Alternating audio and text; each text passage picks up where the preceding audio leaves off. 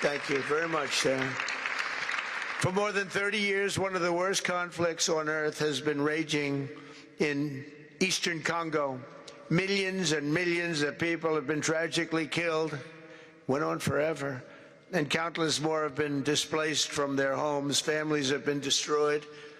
It's been a disaster. Many administrations have tried, but probably not too hard, knowing who preceded me. But they tried. It says they've tried, but we tried harder to end this conflict. But they've accomplished, obviously, they accomplished very little because the killing went on at levels that just got worse and worse. And today we're succeeding where so many others have failed, and this has become the 8th war that we've ended in less than 1 year. Such an exciting thing to do. This has been a really, because we're talking about 30 years of fighting, 30 years, much more than 10 million lives. Last June, thanks to the efforts of Secretary Rubio and Mr. Boulos, Rwanda and the DRC reached a landmark agreement to move toward peace. They started the process. I met with some of their great representatives who are here also, and we started a great process. The compact we're signing today, which will be known as the Washington Accords, everybody sort of liked that name, formalizes the terms agreed to in June, including a permanent ceasefire, the disarmament of non-state forces, provisions for refugees to return to their homes, and justice and accountability for those who have committed illegal atrocities. Very importantly, this agreement also creates a new framework for economic prosperity. There's tremendous wealth in that beautiful earth. It's beautiful earth, but it was stained badly with blood, tremendous amounts of blood. But in the region that will support a lasting peace, and the Democratic Republic of the Congo and Rwanda have agreed to more closely integrate their economies with each other rather than fighting, and they'll be doing that. And these two gentlemen are very smart, and I think they liked each other a lot. I spent time with them. I think they liked some people may be surprised. I really do. I think they've spent a lot of time killing each other, and now they're going to spend a lot of time hugging, holding hands, and taking advantage of the United States of America economically like every other country does. So they're going to do very well, but they do have some very valuable things. They're going to have a lot of money and a lot of success, and I think they're going to get along really well, so I hope so. Thank you very much. Look at them. Look at the way they love each other. Thank you. So I have a lot of confidence in both leaders. We'll keep these commitments. I know they're going to keep them and follow through on the agreement and create a much brighter future for the people of their countries. And they're heroes within their countries because of today. And this is a big story.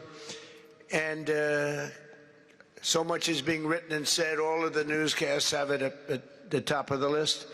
And they are heroes, and we want to keep it that way.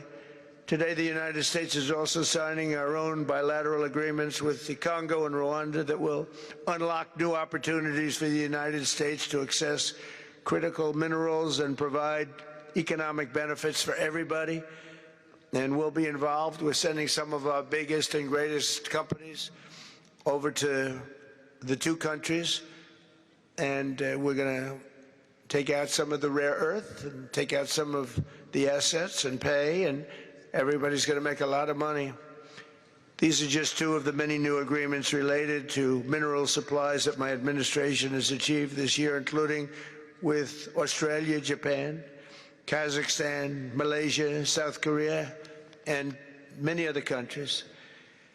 With all of these agreements, we're forging new economic security partnerships that protect the interests of America and our friends and partners, and a core feature of my administration's national security strategy, a big part of which is the tariffs. We're taking in trillions of dollars in tariffs. Nobody's ever seen anything like it, and it's given us really great national security. We'll be paying down debt. We'll be making distributions to people, and we're really doing a job.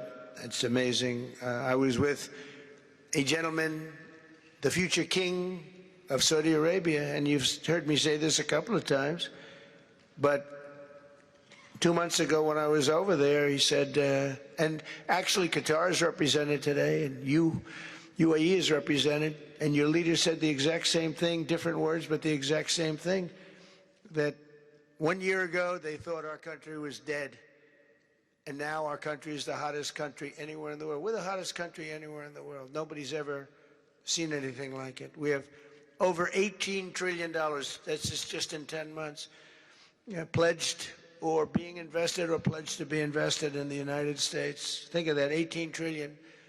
The highest amount we've ever had is 1.5. Under the Biden administration, they did much less than 1 in 4 years. Think of that.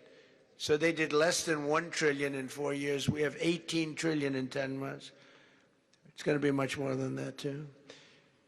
No other country in history has ever been close, no matter what country you pick. So I want to thank you again, everybody, for your great vision, and I want to thank the people, especially the people that we named. Some of the others that unfortunately we didn't name, we just couldn't do that. But for your vision and for your courage, because it's made it possible to begin healing old wounds and transcending past differences and creating a future where every child of God can live in dignity, prosperity, and peace. And these are two very good men, and they're two potentially very strong countries. I'd like to now invite President Kagame to come up and say a few words. It's Rwanda. And then, if I may, President of DRC, who really is doing a great job. These are two men that are doing a great job. And again, they're so respected because of what they're doing today and the mission that they've really, I think, accomplished. And we'll see how it all works out, but I think it's going to work out really great. They want to get on to other ways of living for their people, and they're great leaders. Thank you very much. Please, Mr. President.